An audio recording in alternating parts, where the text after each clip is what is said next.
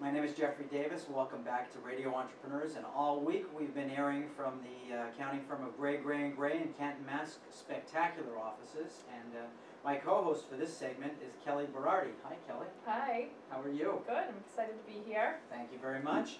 Our next guest, someone you know well, is Karen Timmermans of Gray, and she's going to talk to us today about international business services, correct? Correct. Welcome to the show. Thank you, Jeffrey.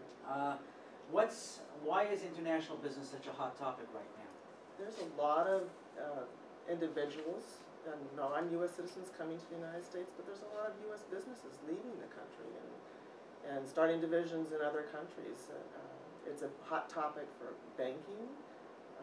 Clients are opening foreign bank accounts in different countries. They're being given gifts from foreign relatives. They're have foreign relatives dying, so it's a lot of money banking issues. You know, I've heard stories about a lot of money coming in from foreign, a lot of people coming in, but you're saying a lot is also going out. Yeah, I have several clients that have opened divisions of their businesses in foreign countries.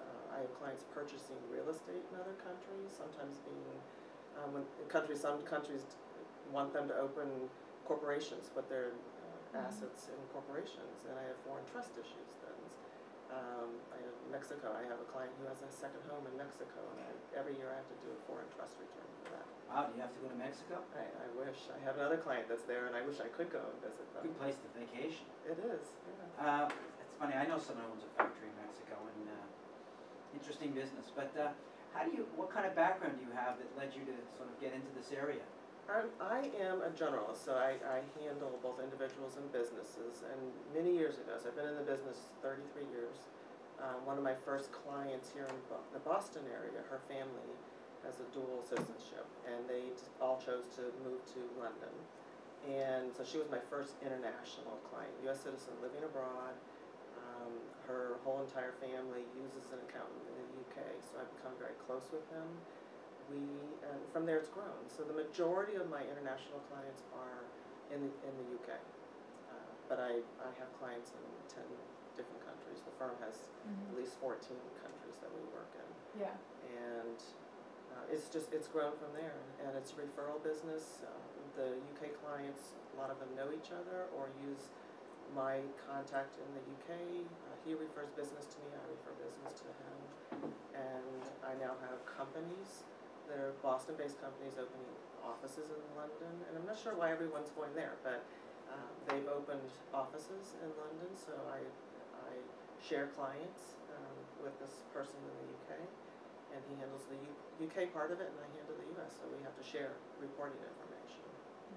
And Karen's also extremely well versed in individual tax issues, and so she's got a great deal of individual clients that are doing the FBAR reporting, international bank account reporting. She does a lot in terms of WABENs and withholding and things like that, so she's become sort of the go-to international leader, practice leader at the firm. So it was really a great way for Gray, I think, to stay ahead of the curve and get involved in a specialty niche that really I think we're seeing a lot more demand. There is. Now, I heard that you recently had a presentation for the Italian consulate? Yes, we spoke. Our firm was asked to speak, and I spoke there at the Italian consulate for a group called Italian Professionals in Boston. And there was a group of about 50 people, snowy night in January. I was surprised at how many people came. And it was important topics. It was professionals, all professionals or their family members, and some were students, some were researchers, some were there on visas, some were living here permanently, and they all had different questions, and it was an amazing night, and it turned out to be hours of questions. A lot of them were surrounding, after I spoke for 15 minutes, I was then there for a couple more hours answering questions, and it was questions a lot about visas and what they were allowed to do, what kind of jobs they could have, how long they could stay here before they had to pay taxes in the U.S.